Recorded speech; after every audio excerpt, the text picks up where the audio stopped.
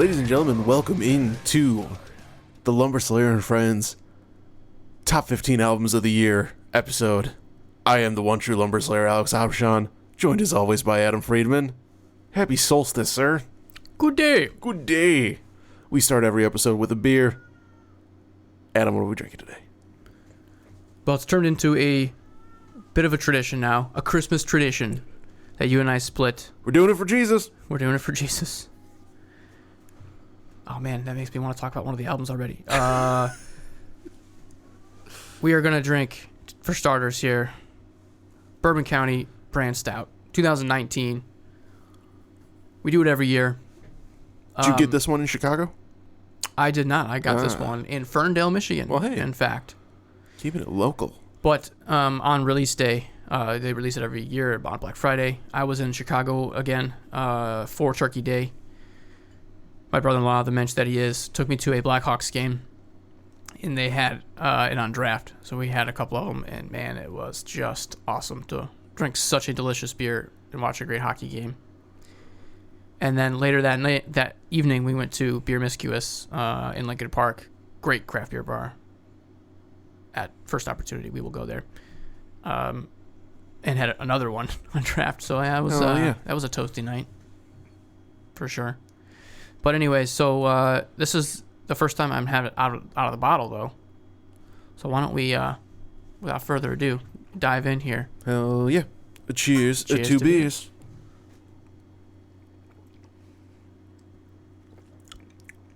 Boozy as to be expected.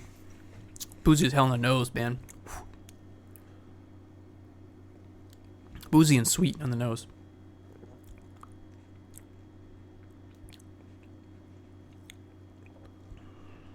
Chocolatey. Very chocolatey. The one thing I miss with this is the coconutty flavor that you get with like a Dragon's Milk or with a KBS. Not to say it's bad by any means, because it's fucking delicious. But that's one flavor that I kind of miss on the Bourbon County. It's still good though. Well, I think both the KBS and the Dragon's Milk is more focused on the vanilla and the chocolate. This has both of those too, but this has a lot more of that dried fruit, dark fruit. I think that's where a lot of that sweetness comes from. It is very sweet. The amount of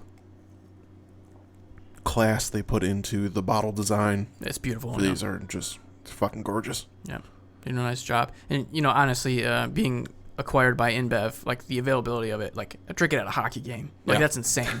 That's really insane. I mean, this is stuff that even just 3-4 years ago, you'd wait in line and then not get any. Like that's how scarce it was. You know what I mean? So they've really expanded the availability. At the end of the day, is a good thing. But, fuck the man. Fuck the man, indeed. So, for this year's top 15 albums, we have reached out to former Lumberslayer and Friends guests. Lumberslayer's got friends. Lumberslayer does got friends. And we asked them to phone in their top 5 albums of the year for us. So, we will be sprinkling in those little goodies throughout the episode. And beers from everyone's favorite beer correspondent, Sean for Draft Therapy. Hell yeah. So, it's going to be fun. You want to jump right in? Yeah, let's talk a little bit about the year as a whole. I mean, the anticipation's been building all year long. Like, where are these things going to match up against each other? There's a couple surprises on my list, and I know for sure that there'll be a couple surprises on yours as well. And so, the day of anticipation is here, and there's some I think you and I mentioned on the last episode. There's even a few, perhaps more than a few, albums on our list that we didn't get around to doing a full review on. So we'll do a brief recap of these things, and we're not going to go in depth. There's way too many albums to mention here.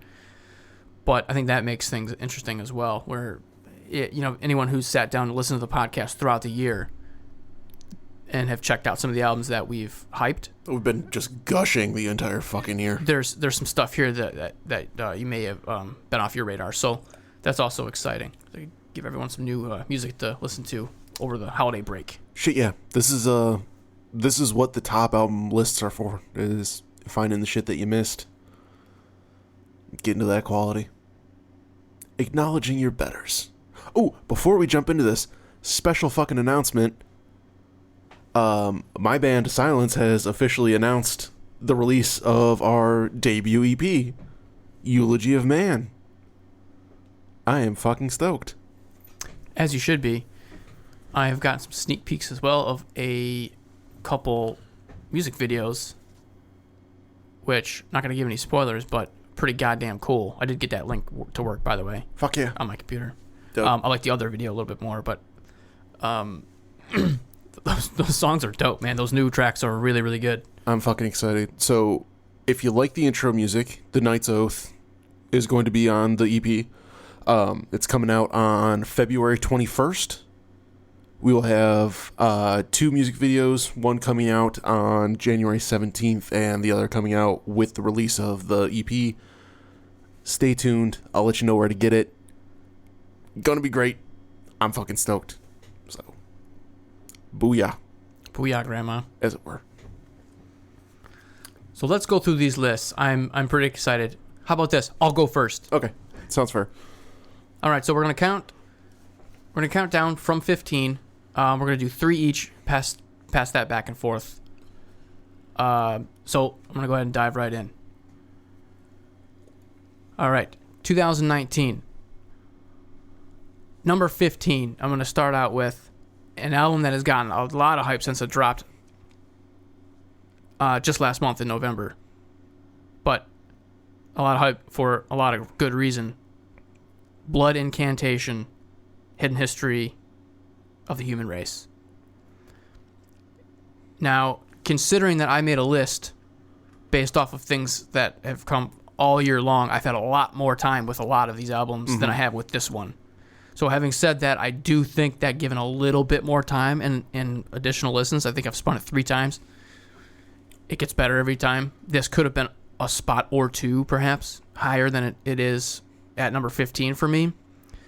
Really, really strong shit. This is a good fucking band. Yeah. And this album is some serious hybrid shit. Like, I love I sort of think of it almost as like a Horrendous meets Tomb Mold, where you have I like that. You have this real like putrid, kind of disgusting, real heavy aspect to the band, but at the same time you sort of have this prog kind of Florida-ish with clicky drums and cool melodic guitar sections. Great fucking album. That's my number 15. Coming in at number 14, represent one of my favorite guys in metal, straight from Germany, Hans Grossmann, Apophenia. Who saw this one coming? Basically, of course, an Alkaloid album with the several guest appearances with his bandmates in Alkaloid. Tremendously good stuff. Bringing the progressive tech death. Never a dull moment. You never know what you're going to get next.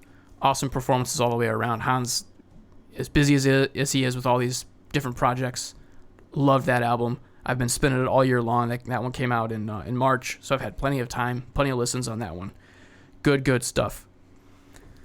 And then to round out my first 3 here at the end of my list, Tomb Mold, Planetary Clairvoyance. This was probably up there with the most anticipated albums of the year. I think it's tremendous, especially that opening track is unfucking believable. With a little bit of classic guitar they sprinkle in there. Didn't quite turn out for me, for my taste, not as good as Manner of Infinite Forms did last year, which I think I had number 5 or 6, a little bit higher on the list. Still a tremendous album. There was no way this list was going to be completed without them. Outstanding album. That's my number 13 of 2019. Nice. Well stacked, sir. Good choices. Coming in at number 15 for Lumberslayer. Cadaver. Oh. For the Dead Travel Fast. I'm a huge Cadaver fan. These guys have been rocking it for, I think this is their 5th full length at this point. Just, fuck, man. I thought Rough Times, their last album, was not their best effort, and this is definitely a return to form for them. It's old school, dark and fuzzy. It's creepy at times and uplifting at others. It gives you that vintage sound that, fuck, it's so good, dude. The record sounds great. Yep. Favorite track off of it, Devil's Master. I think it's fucking killer. Great return by Cadaver. Coming in at number 14, Mayhem, Damon, whatever you want to fucking call it. I think it's Demon. I think it's supposed to be Demon. So I'm going to go with that. Fuck, dude, this album just kicks you right in the dick right off the bat. And it's the old school black metal with modern sensibilities in terms of production and delivery. It's evil. It's a little bit straightforward, but it's brutality that I absolutely wanted. We get like monster noises on this. There's chanting. You get a little bit more extra than just a straightforward black metal on this one. And I think it's a great fucking album from Mayhem and a little bit of a return of form for them. So that album is about as black as this stout. I'll tell you that. True that. And that's pretty fucking black. And at number 13, I think this one is going to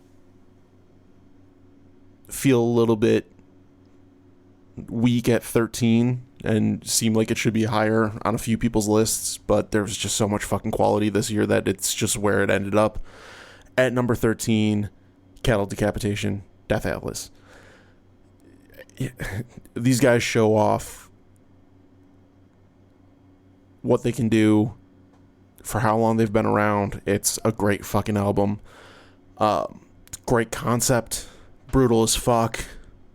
Uncompromising. The prog stuff that they've introduced with switching over to a little bit more death style, I think they're just fucking masters at this point and are just going to keep putting out albums that are high quality. So 100%. Fucking huge shit. Cattle Decapitation, Death Atlas. Going to be on a lot of people's lists this year for sure. So we had the brother-sister combo of Bridget and William on last episode. So we wanted to get their 2 cents on how their year rounded out. So let's hear from Bridget. Let's. Hi, this is Bridget Everest. I was just on the last episode of Lumberslayer and Friends with my brother and had an awesome time.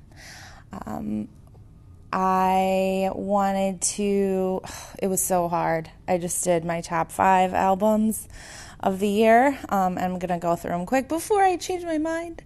Number 1 is Diamond by Mayhem. I just keep listening to it. It's so great. Number 2 is Hyde, album by Hyde, album title Hell Is Here. Number 3, Nocebo by Elizabeth Colorwheel. 4, Caligula by Lingua Ignota. And number 5, Nest by Brutus. That's my 5 best shows this year. Definitely Hyde, seeing Hyde at Smalls and Hamtramck, Tool in Toronto, and again back in Detroit, saw Russian Circles with Windhand. That was also a really great show. Looking forward to 2020. Definitely Hyde's coming back to play. I'm going to put that on the calendar, as well as Rotting Christ and with Abigail Williams and I think a couple other bands. Can't remember. Really looking forward to those shows. Also just bought tickets to Roadburn in the Netherlands. So going to go see Elizabeth Colorwheel. Hyde's also playing there, and Julie Christmas, of course, my favorite. Have a great end to the year. Hope to have a beer with you guys soon. Bye. What an absolute pleasure to have Bridget and William join us last time. What an awesome time. I love their perspective on everything. The especially the emphasis on the live music aspect. That's kind of different for us. We're super album nerds for the most part. So really cool perspective there. Did you check out that Hyde shit that Bridget loves so much? That No, she I didn't. It's on the list now, though. Yeah, in fact, I'm gonna make it a point 2020 to get with her and check them out live, because that shit's crazy. I mean, it's like pretty different for me, but I gotta see this shit live, especially as much as she loves it. I gotta jump on that. Hell yeah. Hell of a list there. Nice fucking guys, man. Bringing beers, having good times. I like them. Love them. They're welcome back anytime. So moving along the list for Lumberslayer, number 12, Torch, Admission. So Torch is one of those bands that has been around for a while now, and I've kind of slept on and kind of put aside. They get lumped in a lot with the like relapse era proggy stuff that I like, and I just never jumped on them. This was a cool fucking album, especially. I don't know why I decided to check them out on this one, especially with the single that they released first, which was the title track, I believe. Really did not represent the album well. And for some reason I picked it up. It's fucking fun and stonery. There's just some chunky ass fucking riffs on this one. Just hit all the right buttons for me. Inferno is a great fucking track. There's like even some goofy 80s synth stuff that creeps in on this one that's just fun and works for it. So, number 12, Torch. Great pick. Number 11, big one, Crypt Sermon. Uh-oh. The Ruins of Fading Light. This one won me over. There's vocals on this album that like generally are not my thing, but just worked so fucking well. Epic Doom is a interesting subgenre that doesn't work towards my sensibilities that well, but on this record it's just unfucking deniable how good it is. I'm really bummed we didn't get the chance to break this one down. So, Crypt Sermon, The Ruins of Fading Light. Fucking great album. Indeed. And coming in at number 10, already mentioned by Adam, Blood Incantation, Hidden History of the Human Race. You nailed all the points on it. What really drew me in on this one was the proggy elements. They're killing it on the death stuff, but like the way it's interwoven is so well done. This album was so fucking hyped, and it's a bummer that we didn't get it earlier in the year and that we had such a short run of it. I was having a really hard struggle with where to put it. I can't justify moving it up just because I haven't had the time, but like coming in at number 10 on a 15 list, it's a fucking strong record. Really fucking cool. Yeah, we're on the same page with that, man. That would have ascended my list a little bit more with additional listens for sure. The label Dark Descent just fucking killing it this year with their releases, so big shout outs to them. Are you handing it over to me now? I'm handing it over to you. Well, for me, if you guys have listened to us this year, I was pleasantly I shouldn't say pleasantly surprised, but I was very happy with what Cloak did this year. Ooh. With The Burning Dawn. Coming in at number 12 for me. Again, just since October, fall was huge. Fall was huge. I put the month next to each album on my list this year. Oh, that was smart. I should have done that. And fall was massive. And it's crazy, too, because you're sort of, as we said, you got 12 months here. So the things that came out first part of the year, comparing it to things that came out later in the year, but fall was absolutely massive. Cloak, we broke it down really, really well last month or 2 months ago. Super mature, super patient album. Without a shade of a doubt, dude's best vocal performance. He's absolutely brutal on this album. He was standout performance for me. They wrote some really, really cool songs. They followed their recipe all the way through. Absolutely loved The Burning Dawn. Happy with the direction this band is going in. If they come to Detroit, I'm going to force you to go with me. It's going to be an incredible show. I'm into it. Okay, coming in at number 11 for me. This has done nothing but grow all year long for me as we went on. And this is a Lumberslayer find. Warm Witch. Ah. Heaven That Dwells Within. I love this album. Fuck yeah. I've been spinning it since it dropped in April. It's brutal. It's got folky elements, which I'm such a sucker for. From beginning to end, this album is just. I just love it. Like I want to hug it. It's just so wonderful. Great fucking choice, dude. Totally new band to me. Came out of nowhere. It just does it for me. And it's honestly like I'm a really big fan of big moments on albums. This is just consistent all the way through. There's no peak to it. I don't even have a highlight track. I see whenever that comes on and I'm in the car, I listen to it from beginning to end. It's absolutely wonderful album by those guys. And then coming in at number 10, it's going to be on everyone's list this year. Death Atlas, Cattle Decapitation. We just went through this last time. The performances by Travis Ryan and Dave McGraw on vocals and drums, respectively, nothing short of amazing. This album is tremendous. It's huge in its scope. It tells this epic story of what's currently happening in the world from a very brutal standpoint. I can't say enough good things about it. It's my favorite Cattle Decapitation album, and it was probably on the second listen. And I'm probably going to say this a few more times before we're done here. My list would not have been complete without it. It's one of the best albums of the year for sure. Cattle Decapitation, they've raised the bar so goddamn high. I have no idea what they're going to do next because they've already outdone themselves so huge here. So, tremendous album, and it just came out. It came out in November. I mean, it's craziness. With so few listens, it's already one of the best, without a doubt.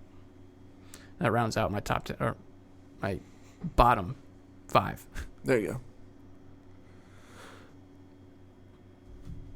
So we had a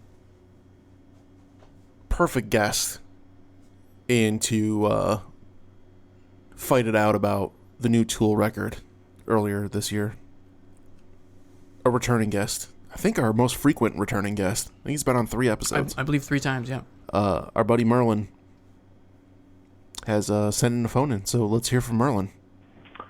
Hello, Lumberslayer and friends. This is Merlin from Static Factory and Predatory Lenders up in Flint. And my top 5 list for the year is a bit weird. I will say my year hasn't been super great for the consumption of new music and stuff like that. I honestly just don't make a ton of time to seek out new things like that and to consume them in great quantities. But I still have a top 5, so without further ado, I picked up a new piece of wax from a band that Adam and I saw last year called Bent Knee. They have a new album out called You Know What They Mean, and it's a great record. I really enjoy it. So I'm going to put that one on the list. I'm also going to put Clutch on the list, not because they released a record this year, but I saw them live at the Masonic Temple with Dropkick Murphys, and I was not super impressed with the Dropkick Murphys, but Clutch always puts on a great show, and this was no exception. I'm also going to say that there's a lot of local music I enjoy. So in particular, there's a band out of Grand Rapids called Lakella that Adam and I saw this year, actually, at the Phoenix in Hazel Park. And their new EP, Sensory Overload, is amazing. So I recommend checking that out to anyone who hasn't. It's totally worth it. And yeah, they're local and fantastic. And then my penultimate choice will just be any local music in almost any setting. I've been playing a lot of shows this year, and it's been nice to see a lot of local bands. There's a lot of really good local talent out there doing all kinds of stuff. So I'd recommend getting out and seeing shows. But my number 1, probably no surprise to anyone who listened to my latest episode of Lumberslayer would be Tool. Their record Fear Inoculum is quite good. It's not their best effort by any stretch, but their live show was phenomenal. And I was ready to be disappointed by Little Caesars Arena. I don't super love stadium shows these days, but holy smokes were they good. I was stunned at how good the show was. So yeah, my number one's going to be Tool. And yeah, if anybody's interested in checking out what I do, you can find me running all the Static Factory Band's social media. In particular, I've got a very active YouTube channel this year. You can check me out at Static Factory Band. You can always count on Merlin to bring you what's happening on the local scene. He's without a doubt the most active local guy that goes to the most shows, plays the most shows. And so I love his perspective of giving the local guys the attention that they deserve. Now, what he mentions there, that band, Locella, out of Grand Rapids, 100% with Merlin on that. Yeah. That band is legit awesome. Seeing them play live was like eye-opening. Like, how are these guys not huge and popular? Really, I think it's a 4-piece or a 5-piece. Every musician in that band is incredible. Very, very good. Great job by Merlin. Yeah. Shout out to him, too, for doing that Song a Day project this year. Fucking what an undertaking. What a workhorse, man. Yeah. Plus, he teaches classes. He works full-time. The guy's a busy dude. Parent. Yeah, parent of 2. And he still comes and hangs out with us on the podcast. What a guy. Boom. Proceed. All right, so let's get back to this list here. Oh, fucking Cattle Decapitation. How do you top that? Jesus. Coming in at number 9 for me this year, Blood Year by Russian Circles. It's another band. How could they even get better? Like, how does that even happen? Mm-hmm. Well, Blood Year, that's how you get better. Holy shit, what a tremendous album. I just love everything about it. Now, with I believe, yes, this is the only instrumental album on my list this year. And it's so funny because it's not lacking in any way, shape, or form. They don't need vocals at all for what they do. Like, their brand of instrumental metal is just, it's stupendous. I know that a handful of friends of mine were huge on this album, and I'm pretty sure you're included there. So that came in at number 9 for me. Number 8, I could go on for a long time with number 8, so you're gonna have to reel me back in and not allow that to happen. Number 8 for me, Distance Over Time by Dream Theater. This album dropped in February. I've been listening to it all year long. It's so fucking good. This is a return to why everyone loves Dream Theater. They've taken on some ridiculously bloated projects in the last 10 years, none of which were very good. And so this was a return to their true sound, how Dream Theater is most comfortably placed in progressive metal. That's what this album brings it all back to. I love it. I understand why other people don't love it, but John Petrucci is still writing some of the best riffs in metal. It's awesome. It was so nice to hear them get back to their real sound, and it's getting kind of up there on my list. But number 8, there's no other place for it on my list. That's where it belongs for me. All I can say to that is wow. Yeah, it was a good one. And so that's my number 8. And hitting number 7, we're getting into the brutal stuff. Fit to Kill by Blood Red Throne. Nice. Dropped in September, so it had several months here. Man, I sort of consider Blood Red Throne to be in the same group as their fellow countrymen there in Norway, Enslaved, in terms of consistency. They've just put out good album after good album after good album, just over and over again, and they just never seem to dip. They just stay at this high level. Fit to Kill is awesome. In 2015 or 16, they came out with that other album that I liked, and this is easily as good as that. It's fun to listen to. It's driving. It's great to exercise to. They just never disappoint. So that's Blood Red Throne coming in at number 7. And we got a BRT shout out on YouTube. That was cool. Certainly did. Thanks, guys. Absolutely awesome band. And that will not be the last time we hear from the country of Norway on my list this year. Spoilers. Oh, foreshadowing. I like it. Coming in at number 9 for Lumberslayer. Gatecreeper. Deserted. Yes. Such a fucking headbanger of an album. There's dive bombs all over this motherfucker. Tasteful little leads. Just like the most non-abrasive death metal record I've heard in a long time. It's so easy to listen to while retaining its brutality. It's such a good fucking record. It's so much fucking fun. I need more Gatecreeper in my life. Fucking tremendous album. I love how you put that. Everlasting is my standout track for it. Really, really, really good shit. Coming in at number 8. Immortal Bird. Thrive on Neglect. This album, just like out of the amount of new bands or unfamiliar bands to me from this year has been fucking crazy. This has been an unbelievable year of discovery. And Immortal Bird is up there huge with the new bands. It's so much fun. The vocals are so fucking brutal.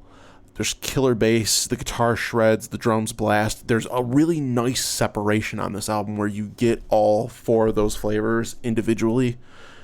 The combo of black and sludge just fucking is a really great set of flavors that work really well together.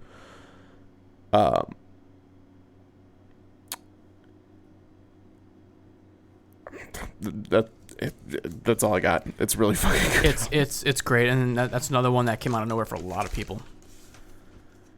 And then coming in at number 7, I'm bummed that it's at number 7 because I feel like inherently it should be higher. Alcest, Spiritual Instinct. It's fucking Alcest. Like, I can't not throw them out there. For as many albums that came out this year that I expected to be good and that fell a little bit short, Alcest did not fucking disappoint. This is just another great fucking record that if you like Alcest doing Alcest things, you're going to like this record. So, big ups to Alcest. Great album. So, there we go. So I know this guy's excited about our new EP just as much as I am. So let's hear from Ryan from A Silence on his top 5 albums of the year. He is evil. Hey, this is Ryan from A Silence, and I'm going to hit this bong.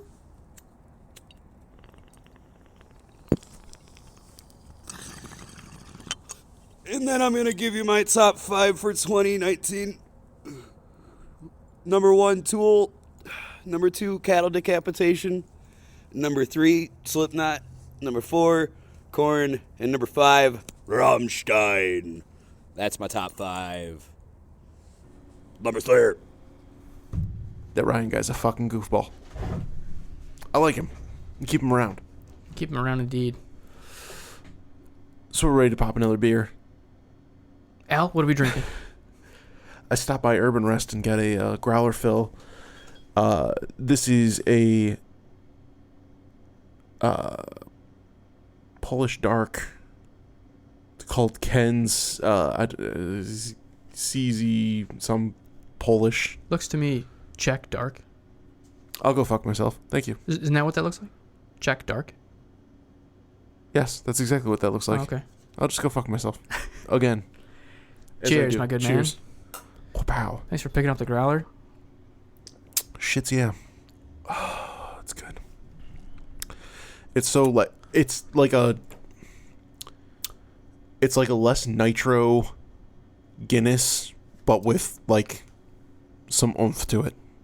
I don't know how to explain it better than that. That's good. It's got a little bit of smoked malt in it. There's a little bit of smokiness there. That's delicious. I cannot get over how incredibly beautiful this looks. This is like poured in a glass. That's one of the most beautiful beers I've had in recent memory. That's absolutely gorgeous.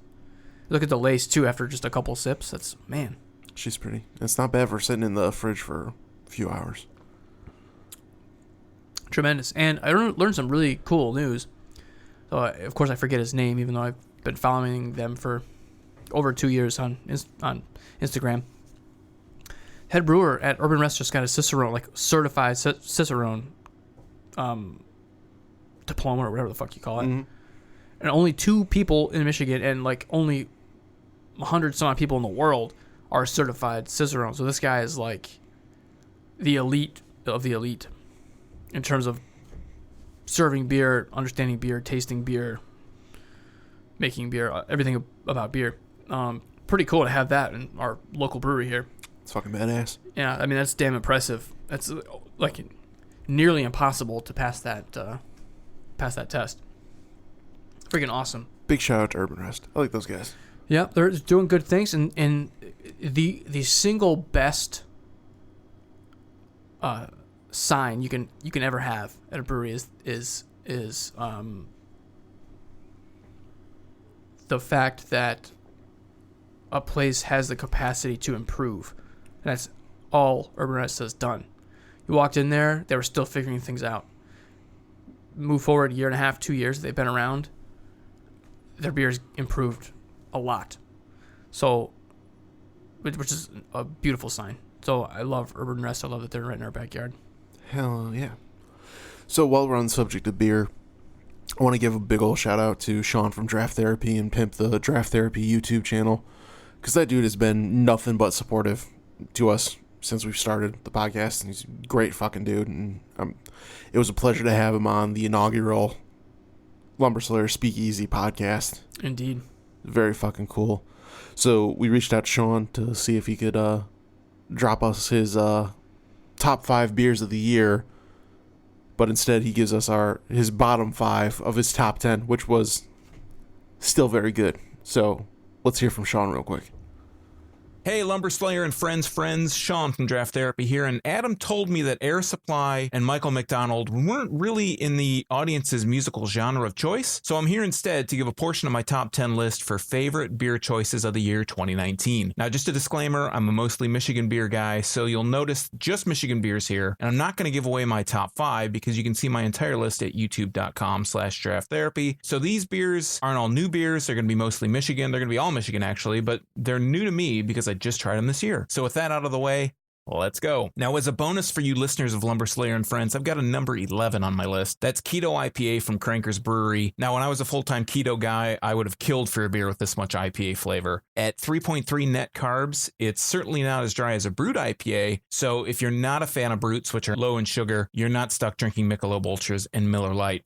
Now on to number 10, Hop Marley from Starving Artist Brewing in Ludington, Michigan. This was a brewery I'd never heard of before I got their beer from a friend. This is a double IPA with a citrus bitterness, but it's surrounded by this really nice, sweet, orangey citrus sweetness on both the start and the finish. Number 9, Mr. Hyde, a coffee stout from Greenbush Brewing in Sawyer, Michigan. Now, Greenbush continues to produce quality beer, and at least here on the southeast part of Michigan, it does it with little fanfare. Greenbush gives us a coffee stout in Mr. Hyde, starting with a sweet, creamy coffee flavor, but it evolves into this dark, roasty coffee finish with just this hint of dark chocolate. It's like holding a sip of sugary coffee in your mouth on your tongue and finishing it with a swig of espresso. It's a near perfect example of a coffee stout. Number 8, Black Flame Bourbon Barrel Aged Stout from White Flame Brewing in Hudsonville, Michigan. I don't have a lot to say about this. It's a maple bourbon barrel-aged stout that to me was a better version of CBS than 2018 CBS was.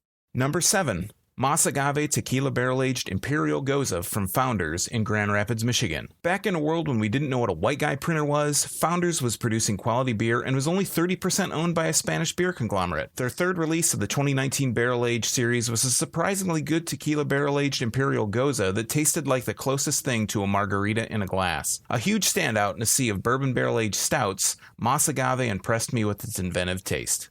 Last but not least, in my bottom 5 of my top 10, Sap on Tap, a barrel-aged maple vanilla oatmeal stout, and that's a mouthful, from Grand Armory Brewing in Grand Haven, Michigan. It's got huge vanilla and maple notes. It's finished off by a decadent dark chocolate flavor. It's got a touch of sweetness, finished off with a rich and velvety chocolatey punch. That concludes the bottom 5 of my top 10. For the full list, come visit me at youtube.com/giraffe-therapy. And thanks to the Lumberslayer and Adam for the platform. Until next time, I'll be sailing away with Christopher Cross. Miracles, just you wait and see. Believe me, sailing takes me away. What a performance. Sean from Draft Therapy is synonymous with quality. Like, this guy pumps out quality in everything that he does. He's prepared. He's professional. He gives his honest opinion. Well done, Sean. Have you had that keto IPA? I've not. So I keep hearing about this, and I haven't seen it on the shelf, so it must be selling like crazy. Crankers. I gotta make sure that we get some of that. Right on. Because I'm not hardcore keto anymore, but I was super into it for a few years, and you were super into it. I wonder how good that actually tastes. But according to Sean, it tastes pretty goddamn good.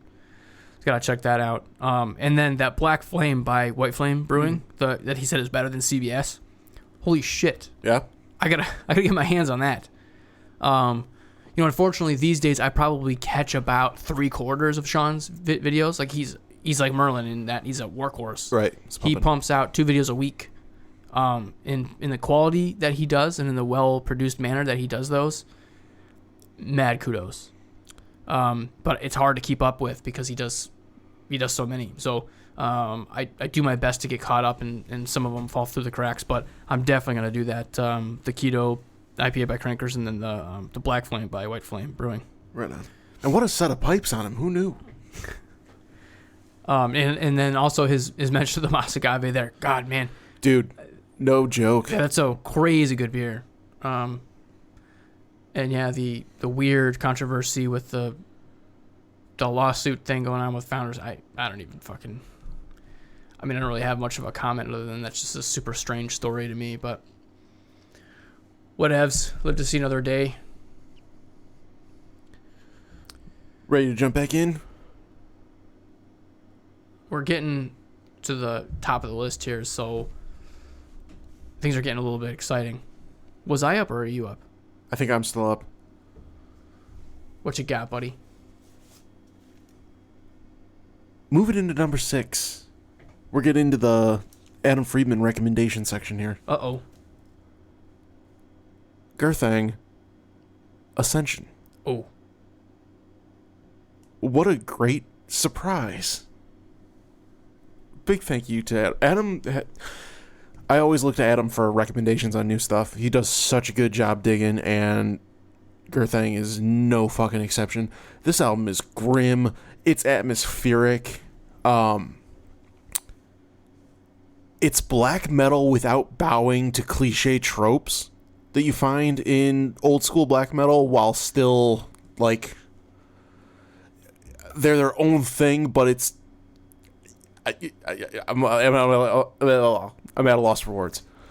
It's a great fucking record, dude. This was just what I needed. I ordered their CD. I got it right when we got a huge snowstorm. It was just everything I needed when I needed it. It was just, fucking... The setting was perfect. It's perfect. And when I got to be outside in the cold and in the dark... You want Gerthang? I want Gerthang. It's fucking so good. You're too nice, Sal. You do nice work. And segue to number 5, Mork. Can you pronounce this title? I'm pretty sure you're referring to Det Svarte Juve. Thank you. Well done. Perfect. We'll talk about what that translates to, because we might be talking about this one again. I wonder. Here today on this same episode, we might get to it. Just maybe. Have you ever fucked up in life? Have you ever... How much time you got? Have you ever slept on a recommendation way the fuck too long and realized you're a real piece of shit? So, much like Gerthang, but in a completely different way, this is like...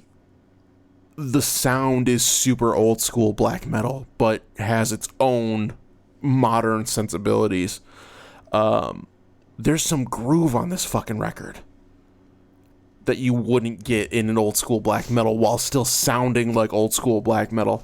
There's a like clankiness to the drums on this that just like serves the album so fucking well, and it's just top to bottom stacked like a motherfucker. The track De Hillman Fault, we get like this bounce of just bass and drum parts that you get throughout the record too. I love when the guitar drops out on these fucking songs. It's really cool when you're a one-man project and you like you can do the thing that you want when you want without having to serve the egos of the other people in the band, and this dude just like fucking crushes it. It's modern fundamentals on a fucking vintage production, and it's a great fucking record. So, number 5, Mork. Crushing it.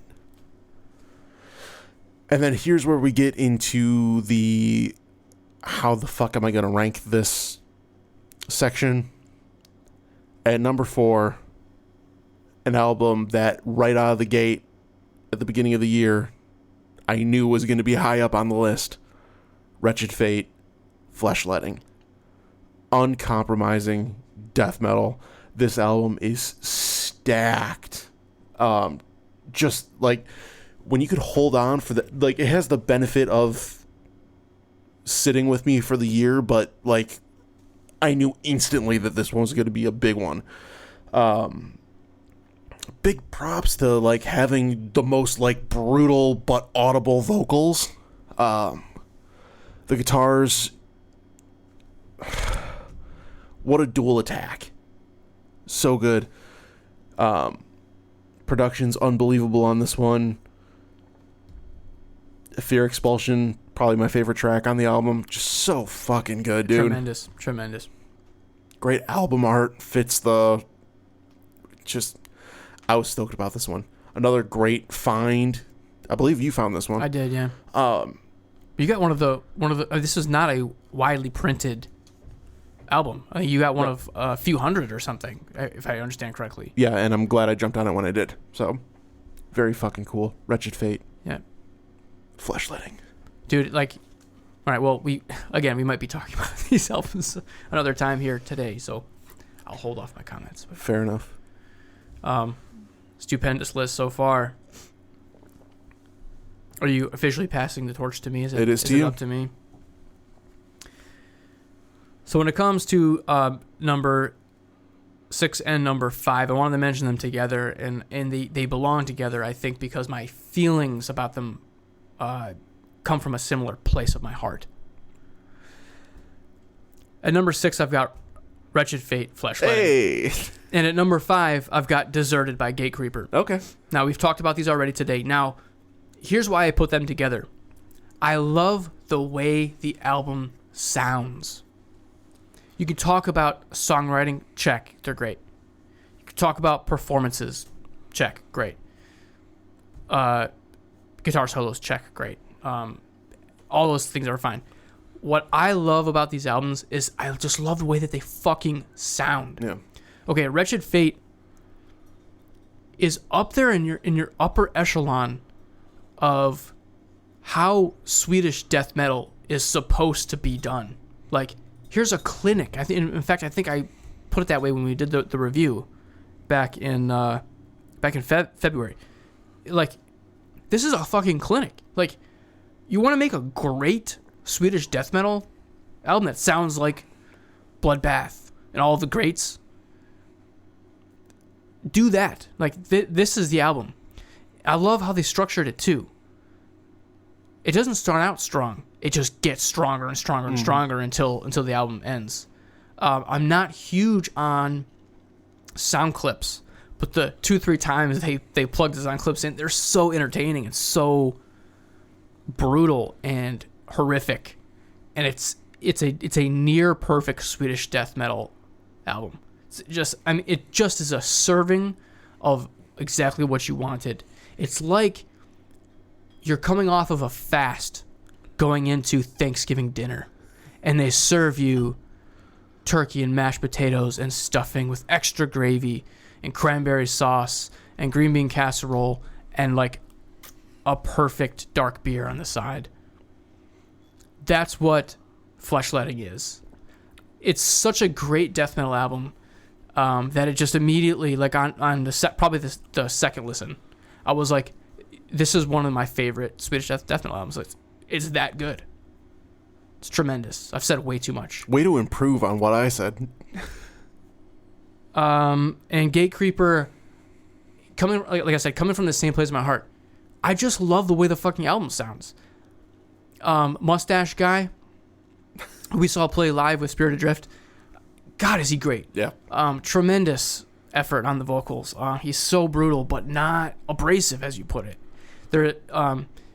It's palatable. It doesn't come off as like harsh or anything, even though it's super brutal. The guitar distortion is just right. It's just right in the wheelhouse where, like, I just want more. It's gritty and it's dirty and it gives me the feeling I want to feel when I want to listen to heavy death metal. Right. Just a tremendous effort from these guys. Mike saw them live down in Florida.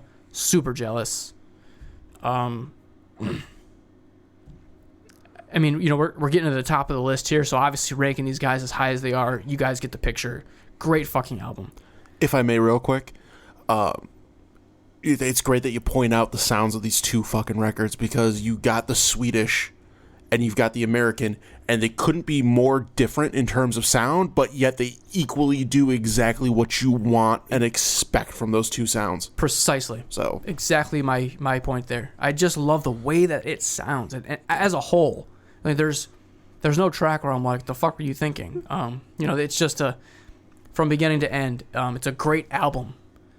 And then getting on to number 4. I've spun this album so many times this year, it's a little bit sickening. The Ruins of Fading Light by Crypt Sermon. You gave me the heads up on this one when it dropped. And I'm pretty sure after like my third listen, I was like, this album has no business being as good as it is. Guys, if you have not heard this album, like, just turn this podcast off. Go listen to this fucking album. It's really fucking good. It is tremendous. And don't take these super lyrical, clean vocals and think, oh, this isn't for me. Trust me, this is a heavy album. The guitar performance is stupendous. The vocalist is not one-dimensional. He does all sorts of things. Every track has this catchy riff to it, has a catchy section that really, really reels you in. I could sit here and sing half of the album because it's that catchy, and I've been singing it in the car for a few months. But I have to do one really silly mention here. So, listening to the track At the Reverend's Grave, where the vocalist, at the Reverend's grave, at the Reverend's grave. I can't unhear plugging in my own lyrics here. At the Red Wings game, at the Red Wings game. Hell yeah. Like, all day. That's like, I can't unhear it. It's there now. I like it. I think I texted you the other day by the Torchfire Glare. Probably the doomiest track on the album. Probably my favorite track on the album. So when you hear the vocalist and when you read that this is under the epic doom genre, you sort of have this like kind of silly idea in your mind. And it's not completely. And it's not that though. It's not that. It's heavy. It's at times it's darn right brutal. It's so doomy. I cannot get over how good this album was. It just floored me. Making the next 3 albums that are in my top 3, just to show you how good those are, because this album is that tremendous. Actually, the 3 I just mentioned are so good that I would have been very comfortable putting any of these top 6 in my top spot. So I feel like last year, Obscura and Tribulation, probably my 2 favorite bands, right? Sure. Anyone who knows me would probably acknowledge that. It was just far and away, and they did such a good job last year that there was absolutely my top 2. This like any of these top 6 could have been at the top for me. Yeah, this year was borderline impossible. Yeah. So let's hear from William to get our last little phone in. Do Here it. he is. Hello, Lumberslayer podcast crew and listeners. This is William Dernwald with my top 5 of 2019. Coming in at number 5 for me was Cattle Decapitation with Death Atlas. At number 4, I've got Holy Fawn. The album is Death Spells. Really interesting listen, kind of a change of pace for me for the year. With all the really intense, heavy stuff, this was kind of a breath of fresh air. Really great album. At number 3, Lord Mantis, Universal Death Church. Their new one, fantastic. Charlie Fell's awesome. I love almost everything he puts out. Really good stuff. At number 2, Russian Circles, Blood Year. Really was not a surprise to me at all. Absolutely love this band. Fantastic album. And then at number 1, the album I could not stop listening to is No Comfort by Monolord. Just awesome. I was always in the mood to listen to this. It just always found its way on my playlists, whether I was in the car, in the kitchen.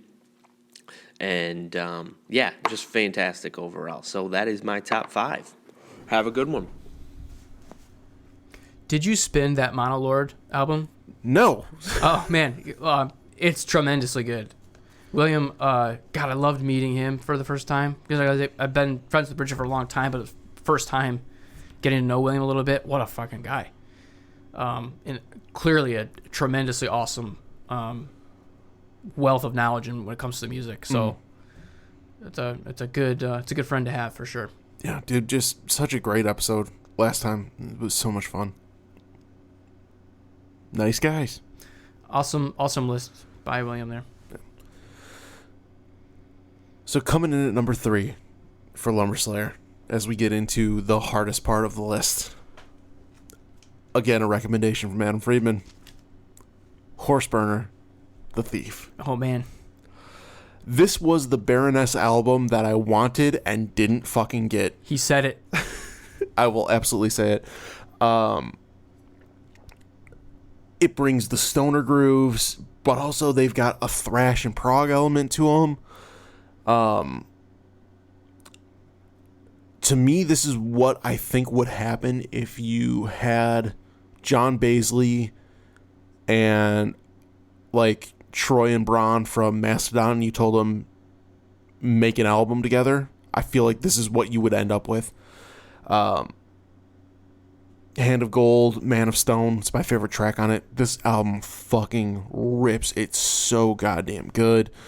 And like, not to lift someone up by bringing somebody down, like, expectation for Baroness was so fucking high this year. Absolutely. And they delivered a fine record, but they didn't deliver an exceptional record. And Horseburner just did everything that I wanted them to do, and just fucking masterpiece. Well done by Horseburner. So thank you, sir, for the recommendation. Album. It's a good one. Now, to echo what I said previous, any of these top 3 could have easily been my favorite. But at number 3, I'm going to have to go with Spiritual Instinct, Alcest. That's fair. It's so wonderful. It's a great. It's a really great next addition to the Alcest repertoire. He goes a little darker. He goes a little heavier. Our full review is full of gushing comments, so I'm not gonna do that here. I absolutely adore the album. I can't really imagine him coming off of Kodama any better. And so that's saying a hell of a lot. It's really hard to do a follow-up, and crushed it on this one. The rare French band, right, that you put on the list. Alcestin Kojira. Is there anyone else? Right. I'm kidding, but again, this list would not be complete without this album. And so I'm really comfortable at where I put it, considering the next couple that's ahead of it. Being forced into the scenario where you have to rank these things, I'm happy with that at number 3. Yeah. I think if I went back to 2016,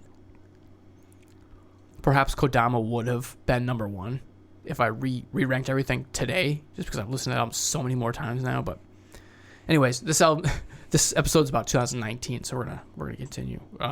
So what do you got for number 2? Number 2, Russian Circles, Blood Year.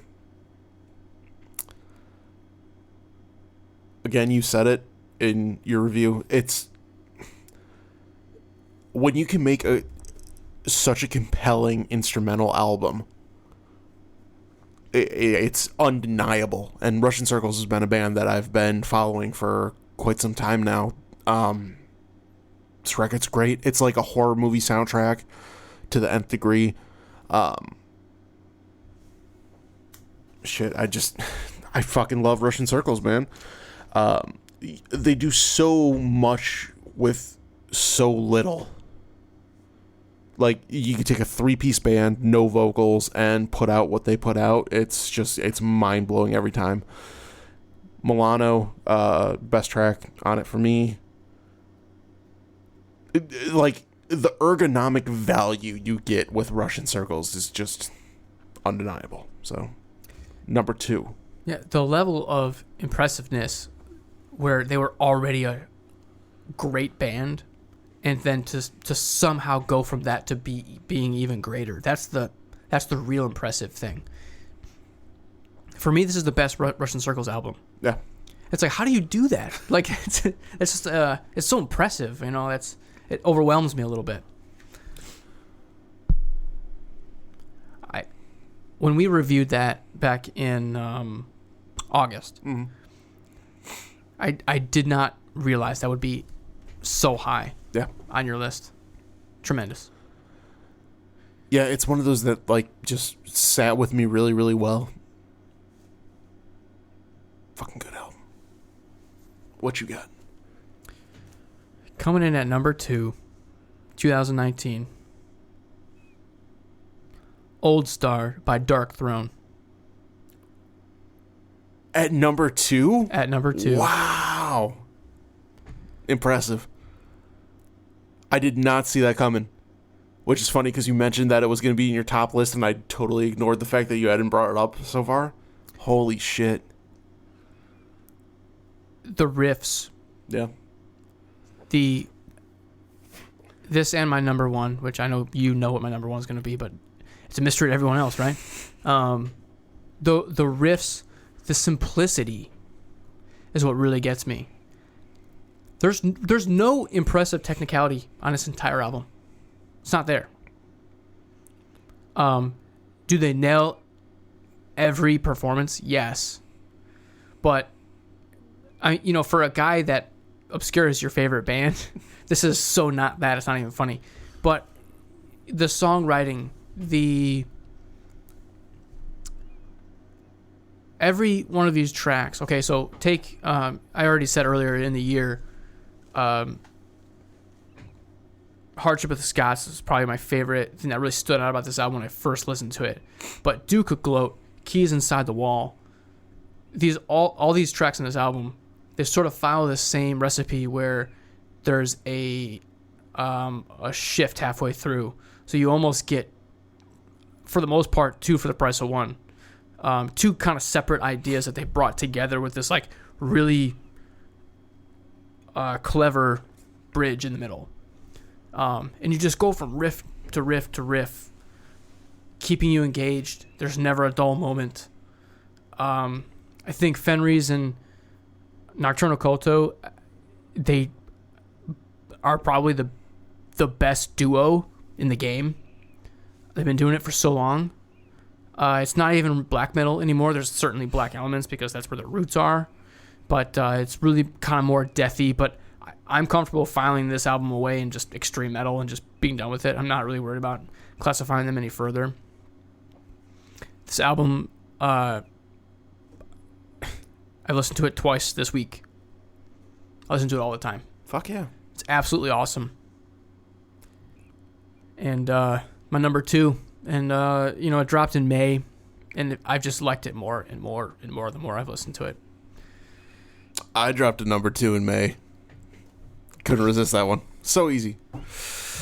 Oh man, that's fucking cool, dude. I did not I don't know how, but I did not see that coming. That's a great choice. We got surprises. We do have surprises. So coming in at number 1, best album of the year. That's a drum roll. Not a very good one. That sounds like jerking off. That's what that sounds like. Just rubbing my hands together. Yeah, sure he is. In the meantime, I'm going to top us off. There you go. There's your real drum roll. Hey, coming in at number 1. So when we do a number 1, let me take that back. When choosing the best album of the year, I don't want to not have it be a masterpiece. It's a rough year when you have a top album that like is really, really, really good, but it's not like essential. And this year we had so many works that were unbelievable, and it's great to have an absolute masterpiece to put at number 1. So number 1 for Lumberslayer 2019, Dreadnought Emergence. Holy shit. This is a progressive masterpiece. It's got everything you want on it. It's got more than you asked for. You get your polyrhythms. You get brilliantly layered in piano. There's flute on this record. There's saxophone on this record. The clean vocals are beautiful. The screams are brutally black. When you get a group of musicians together that are music nerds, you expect quality, but you expect music nerd music. These guys took their music nerdness and made up like just beautiful art. This album is tremendous. I can't recommend it enough. It is beautifully done.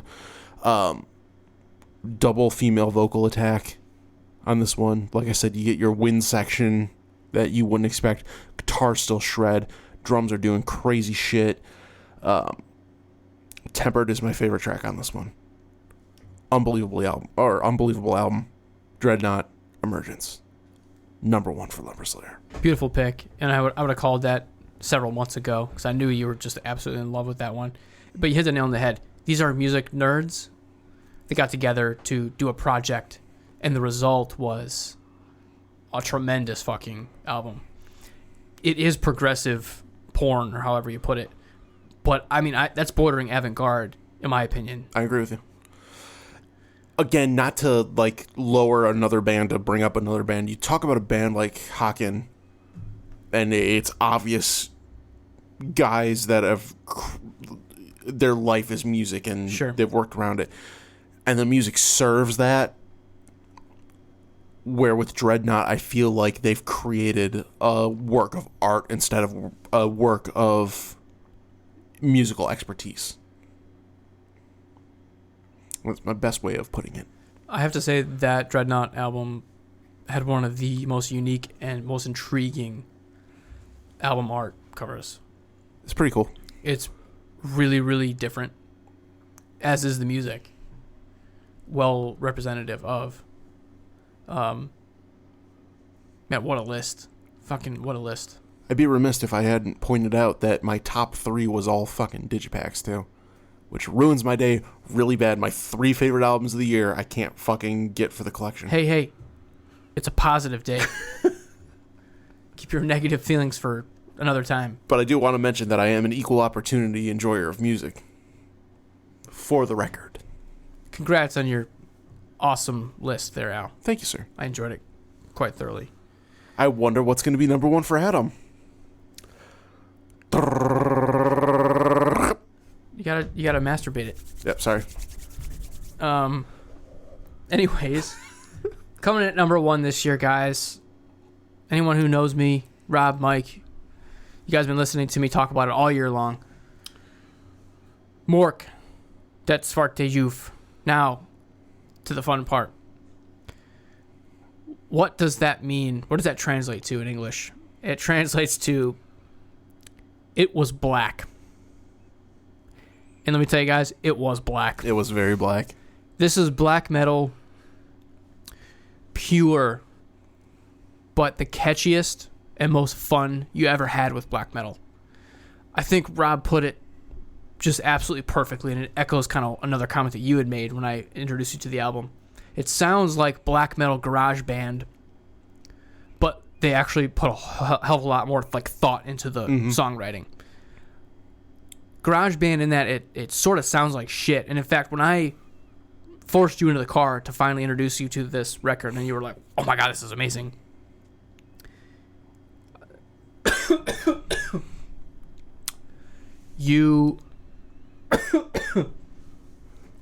It was like your first comment. Like, it sounds like shit, but it works so fucking perfect. It's not overproduced. It's still raw. This is like true cult black metal. I love that the bass and the drums still has a presence. I think you put it when you mentioned the album on your list.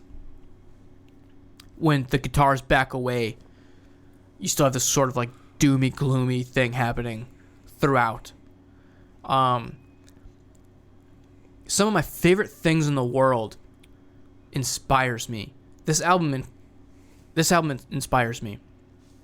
I want to learn how to play guitar just so I can learn how to play the songs in this album.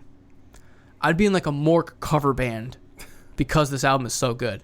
I want to learn all of the riffs just so that I can like go to, I don't know, open metal night and fucking just play songs. Let me know where open metal night is. It's in my house, okay? We're going to drink beer and do open metal night. Fair. In fact, this Mork and Dark Throne, these two albums, they make me want to know how to play guitar so I can play these riffs. Just on repeat. That's how fun and interesting and engaging the songs are that they put together for these two albums. Like, I can't discuss, I can't convey any further how much I enjoy these two albums. And interestingly enough, both on Peaceville Records. Yep. Super interesting. So funny.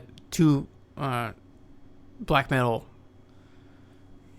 artists being on something called a Peaceville. All right. That's a fun thing. It was not like when I really fell in love with Mork. Came out in April. It was probably closer to middle of summer by the time I actually realized like this has a real shot at being my favorite album of the year. And then I listened to it more and more and more, and it's so fucking good, dude. It's cemented itself. The songs are they're just perfect. It's a pleasure to listen to, and when I came to terms with this list, there was just no other place for it. It belonged at the top. I've listened to this album more than any other album this year, for sure. It's so crazy that like I never sleep on a recommendation from you, and this is the one time I did it, and it was just the dumbest fucking thing I ever did. It's so good. Such great choices, sir. Well done. Good for you. Another great year. It's an outstanding year. I love the amount of love for Tool from our phone-ins, from our friends. After such a long hiatus, they really put out an excellent album, and a number of our friends who phoned in saw them live too, and just nothing but rave or fucking reviews. Those guys are still performing at like crazy high level. I've heard good and bad from Fear Inoculum. I've heard nothing but good from the live performance. So I will say that about them. But it's fucking crazy. If you told me at the beginning of the year that there'd be a new Tool record, a new Baroness record, Tomb Mold, particularly coming off of last year, and Dark Throne, and none of those would end up in my top 15, I would tell you you're fucking crazy. Two Mold and wow, that went right out my fucking brain. Two Mold and Dark Throne, both fucking great records that just barely missed. Yep. At number 15. But Tool and Baroness, just, they were both fine, but I expected better from both, and it really bummed me out. I thought they were both very good, especially Tool. I think Baroness very strongly underwhelmed. Yeah. But and that was so much. They made a bloated record, and the production choices on it were silly, for lack of a better term. Well, I think it's taste. I think someone likes it that way because they specifically released an album with it sounding a certain way. I think the majority of us would like to hear a different version. There's just things that are not audible that should have been. But I think Tool's album was pretty good. A little bit too long, but very, very good. The high moments are very high on the Tool album.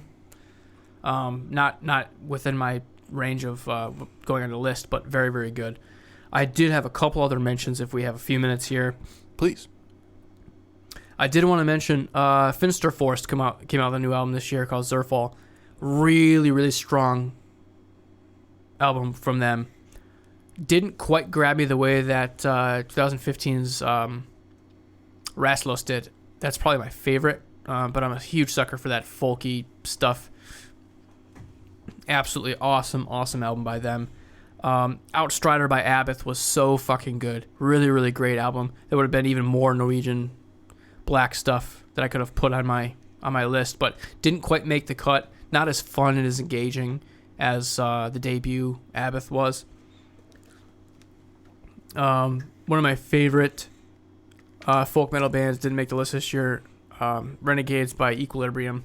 Just didn't do it for me. They're going in a kind of a strange direction.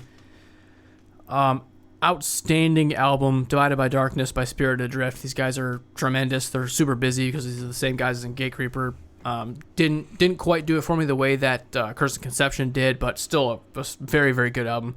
Album that was on your list but didn't make it onto mine, Immortal Bird. Huge shout out. That is a tremendously great fucking album. That's a cool fucking record. I think that's gonna be on a lot of people's lists this year. Very, very good. Massive shout out, Diorama of Human Suffering, Bastard Grave. Wow. I seriously wish there was more room in the list because that deserves a hefty shout out. Agreed completely. Very, very good album. And then the last thing I'm going to mention here, try to go fast. It's not metal at all, but Opeth's album, Incauda Venenum. Man. Michael is still making super compelling albums. It's basically I would just call it progressive music at this point. He does his own brand. He does his own thing. Man, Opeth is trying out, like on a couple of tracks on this album, he's trying out jazz, which is so different for them, but somehow still tying it into the psychedelic rock prog thing that he's doing. Oh, it's so fucking good. It's not metal at all, so it didn't make my top metal list, but definitely deserves a mention. Opeth's album this year was awesome. And that concludes my mentions. Right. Can you toss me the very closest CD to you? So, this year's honorable mentions for me, Unendlich, Phantatophobia. Very early in the year for them. That was like one of our first episodes. Really fucking cool record.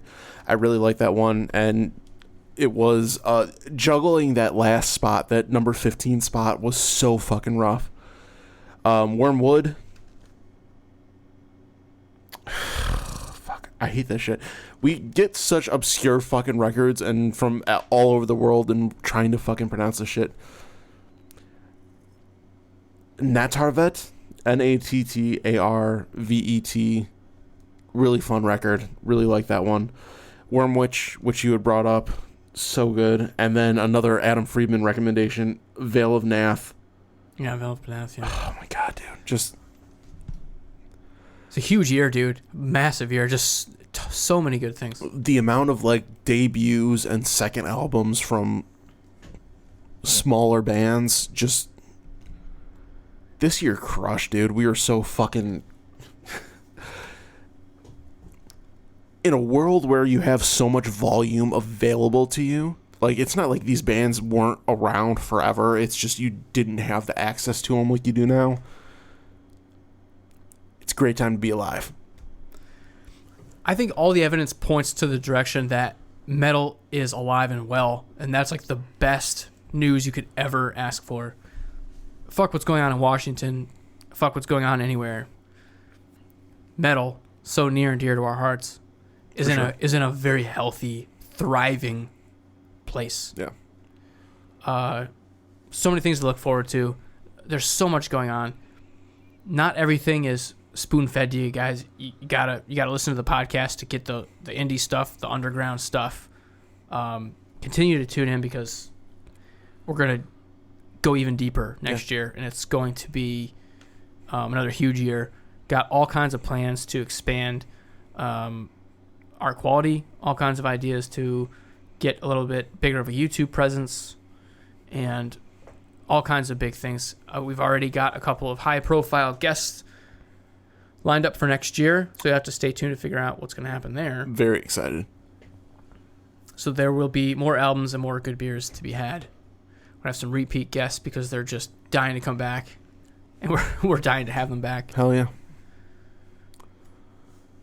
So for 2019, the second year of Lumberslayer and Friends podcast, I have been Alex Lumberslayer along with Your boy Adam Friedman.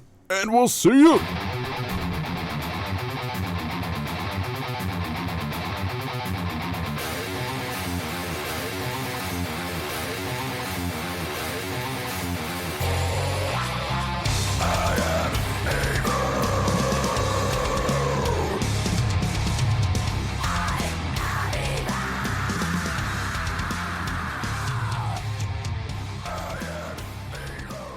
So there was absolutely nothing going on at work yesterday. So they cut us all loose pretty early, like right after lunch for the most part. And so I discovered that Ascension was right on the corner, basically from the office. And I've been meaning to go in there forever. So I was like, hey, this is a perfect opportunity to get a drink in the middle of the day. Mm-hmm. So I just Googled craft beer near me. Up pops Ascension. So I'm like, hey, perfect. Let me go have a beer. So I go over there. And pretty cool. Obviously they've been able to garner some pretty major hype. I mean, a lot of people have heard of Ascension now, including some of the guys I follow, like craft beer guys I follow on social media. In New England, they trade for Ascension, so they've made some high quality shit. Right on. So the expectation's pretty damn high. So I go in there, I sit at the bar, and I was kind of surprised at the style of the place. It has a cool kind of rustic feel in there. Mm-hmm. But I'm not really sure that it's working for them. Like the bar and the walls and everything looks like it's just kind of slapped together with scrap wood. And it doesn't really do it for me. I was kind of expecting more. And then had an IPA. It was pretty good. It was they're so obviously just going for juice to the max, which I don't blame them. A lot of people seem to like that these days. It was a little bit over the top for me. And then I was okay. Well, let me get the Pilsner. They're having an issue with their tap line, and it was way too over carbonated. So they've got the tap handle going into a pitcher and then pouring it from the pitcher. So it was mostly flat by the time I had it. So it's like, man, like my last couple of times I've been to a brewery, I've had these like minor setbacks that have sort of damaged my experience there. I honestly I wish it was a little bit better. That's how I feel about it.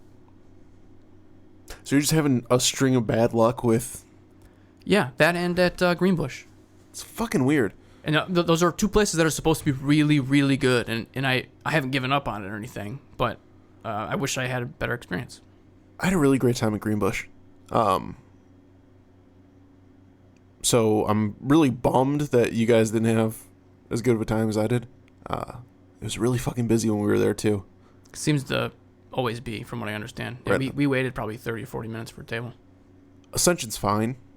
It's in a weird spot. It is. It's weird that it's in a shopping center. Yeah. It's weird that it's up high. They ruined the basement. Ah. So I was kind of curious where yeah. that took place. It was never really a huge standout for me. Greenbush upsets me that you guys didn't have a good time there.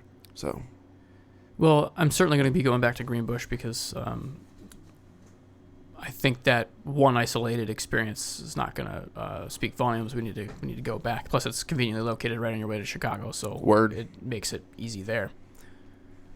I also, after having my 2 beers at Ascension, saw Star Wars yesterday. oh shit, you didn't tell me about that. I'm telling you right now. Keep it spoiler free, por favor. Okay, I just won't say anything. No, I mean, it's a lot better than Last Jedi. Okay. Abrams makes better movies than Johnson does. Sorry, shoot me. I don't care. It's probably the best one in the trilogy. I still was not very blown away by it. I think it was probably beyond saving. It's my personal opinion, but it's pretty good. Right on. The critiques I heard on it were that they tried to stuff too much into too short of a period, which is kind of what I was worried about going into it. Or not going into it, but having not seen it. But I feel like there's a lot of Star Wars fans that there's just no way that I don't think there's anything you could have done to satisfy a majority of the fans on this one. I think it was, as you said, just too far gone for them. Yeah. Now, having said that, it's a good movie. Like I said, it's probably the best one of the three. And I don't want to ruin too much. You know about the Palpatine stuff. Yep. So there's that. And in outside of the Palpatine stuff that they put into the story, I'm kind of tired of the same movie over and over. Yeah. Like, how many times can they win with impossible odds? The battle scenes, it's just the same old thing. They make a plan and then they go do it, and Mission accomplished. miraculously they win. I mean, they got to do something else. Now, thankfully, we do have Mandalorian, because Mandalorian's pretty goddamn good. Mandalorian's fun as fuck. Really, it's really well done. You caught the midweek episode, right? I did, yeah. Okay.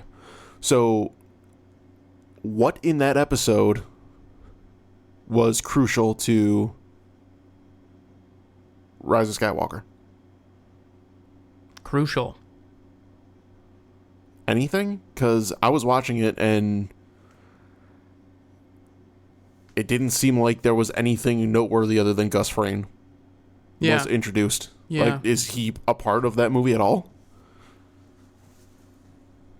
No. Okay. Nothing that I can think of off the top of my head. Because it seems purposeful to pull the release date of that episode up. Well, they just tied in one of the scenes from the movie at the Oh, very did they? end. Did you not see that? It was like a click here to see a preview of Oh, no, I didn't. Rise of Skywalker. Oh, well, fuck. And then it was an actual scene from the beginning of the movie. So I think that was what you meant by tie-in. I get As you. far as I understand, in terms of the stories overlapping, they're not that I know of. I thought that's why they put out the episode early, was so that you caught something.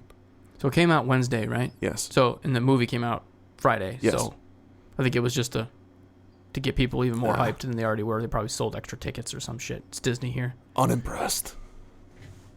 But the show has been very, very good. I've been waiting to see that actor come in. He's such a good villain. It's ridiculous.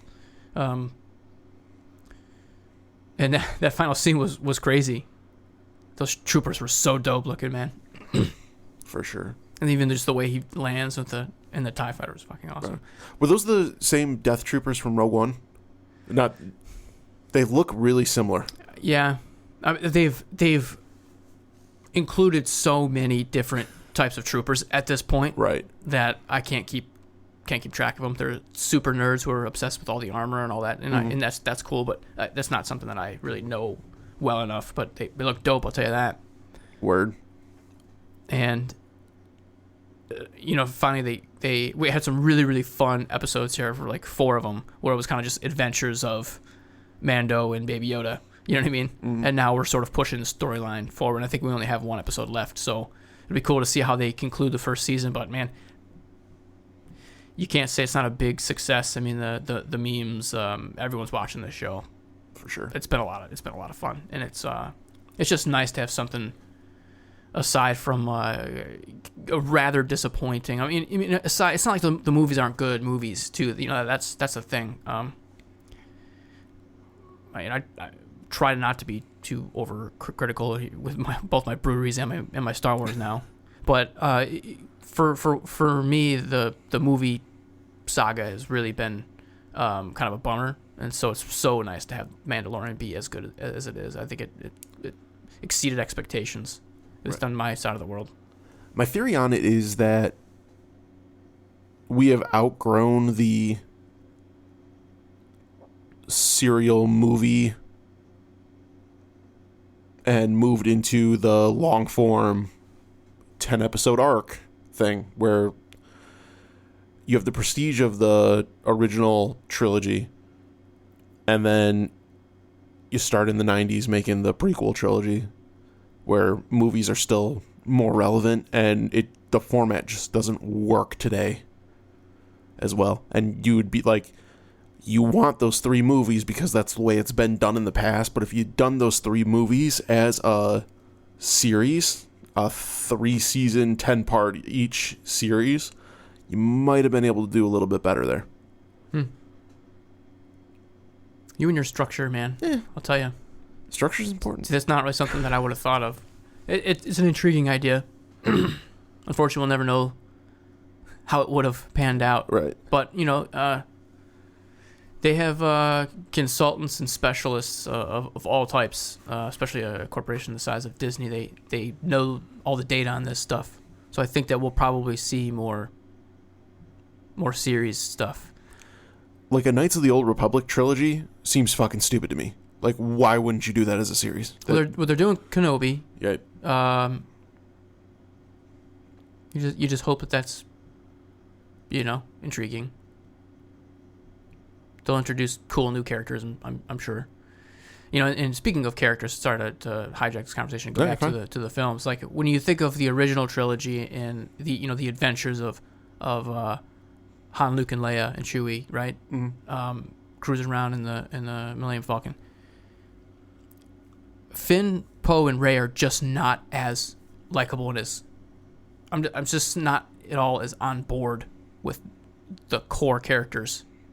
They don't grab me the same way, and it's like they're trying to give you that same feeling. That's why you have in every single one of these movies you have the scene where they're escaping in the Millennium Falcon and they're fighting off the TIE fighters that are following them. Sure. Every single movie has that. With the music and it doesn't give me the same feeling. That's why they need to do something else. I mean, how many times do you want to blow up the Death Star? How many times do you want to defeat the Empire? Like, can you give me a different story? And at the same time, don't do what The Last Jedi did and shit all over it. It's time for the Jedi to end. Like, don't erase the past. Tell me a new story, but don't shit on everything that we loved. I mean, that's the way that I took it. Let's not put this in the podcast.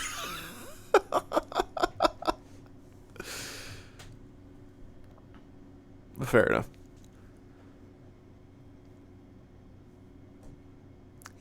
Do what you will. But have you checked out Witcher with Henry Cavill? No. So it's what people are hoping will be Netflix's answer to Game of Thrones. Okay. I don't know. I don't know much about it. Yeah. I don't know much about it, but I think it's got mixed reviews. Some people really like it, some people don't. But I think the wife and I are gonna check out the pilot. If not tonight, then certainly soon. Does he have a CGI out mustache? I don't know. Because it's important to have that. But back to our conversation of handsome men. He's pretty up there. Let's not lie here. That's a handsome guy. Is calling him Henry Cavill just too American and wrong? Cavill? That's not a name. I've never heard him say Cavill or heard. I thought it was Cavill. It could be. I've only ever heard Cavill. I don't know. I don't know either. Maybe I'm the wrong one, but Cavill seems way more likely. Sounds like a Disney movie villain. Cruella DeVille and Henry Cavill. Yep. Dude, speaking of 101 Dalmatians, so obviously with the Disney Plus thing, all this stuff is coming back. I mean, I haven't seen this movie in 25 years. It's so delightful. Like, what a cool, even the art style from, it was, like 60s. I think it's like early 60s. I love it. There's something to be said about cell animation. There's like a era of early 90s anime that I just, the style just clicks with me in my head, and like I can relate to that on the Disney level of how that shit's animated. I miss the way the Simpsons looked in the mid 90s. Sure. It just really had a nice stride there. Really, really fucking looked good. Cell animation's really pretty. I really like the way that's done. It's convenient and it's easy to do the digital stuff, and you can do a whole lot more with it than you could with the cells, but I do like the cell animation. So there's that. I don't think I've seen head like this in a long time. That's beautiful.